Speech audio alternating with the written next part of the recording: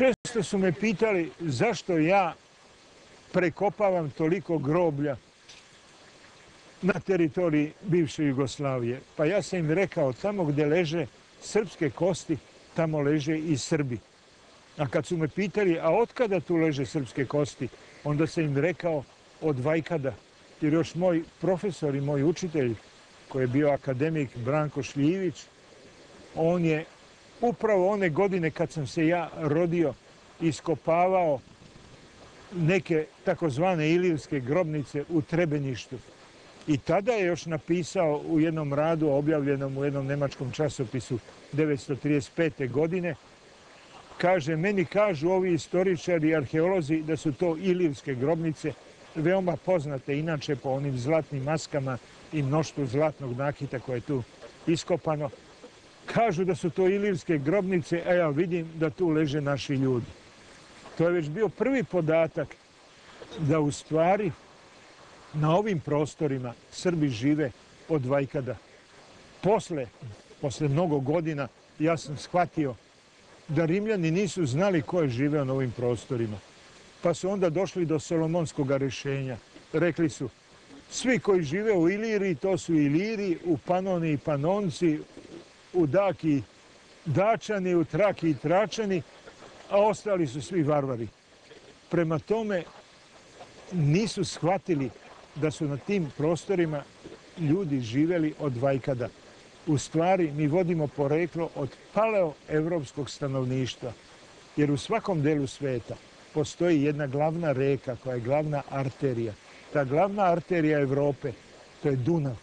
U širem Podunavlju živeli su nekada između 40. i 10. hiljade godina pre Hrista Kromanjonci. Od tih Kromanjonaca mi potičemo. Neke genetske karakteristike tih Kromanjonaca zadržali smo i danas. Ja vrlo često u šali kažem svakome ko sa mnom razgovara da opipa svoj zatiljak. Pa ako opipa tu jednu kvrgu, može da bude siguran da potiče od starosedelaca, od Kromanjonaca, gdje je ta kvrga bila veoma izražena. I to možete da osjetite i kod mene, a verovatno i kod vas. Ako se opipate, evo imate tu kvrgu, evo vam je ovdje. Šta vam ja mogu, znači i vi ste starosrbin.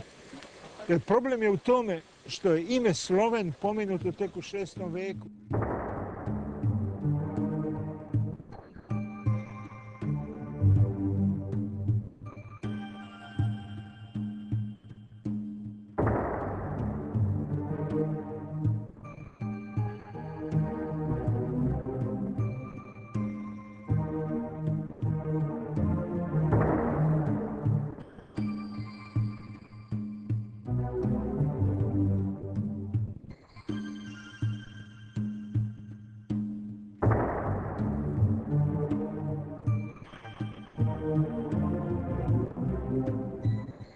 Sad kad se nalazim u ovom divnom kraju, vraćaju mi se razna sećanja. Moj otac je radio na železnici i mi smo živjeli u mnogim mestima. Ja sam se tako rodio u Sarajevu. Kako je on sa službom službovao u raznim mestima u Bosni. 1941. godine za Božić stigli smo u Višegrad jer je želeo da bude što bliže Srbiji, da bi mogli da pobegnemo od hrvatskog i muslimanskog terora koji je već onda počinjao i znalo se da će doći do ubijanja i klanja Srba jednoga dana kada bude propala Jugoslavija. Tako smo se našli i u Lajkovcu, gdje je mnogo železničara došlo u Lajkovac, a iz Lajkovca došli smo u Valjevo, koje je bilo još uvek lep, rascvetan, fini grad koga Nemci još nisu uspeli da unište. Prema tome mogu reći da sam se rodio u Sarajevu, mogu reći da sam prvi razred osnovne škole učio u 3 mesta, završio sam ga u Valjevu, drugi razred osnovne škole, to je najduži period gdje sam bio u jednoj školi, završio sam u Valjevu, a već 3. razred osnovne škole sam učio u Smederevu i Kraljevu, a 4. u Kraljevu i završio u jednom selu pored Čačka koje se zove Trnava, koje je divno i lepo selo. Tamo sam svršio osnovnu školu.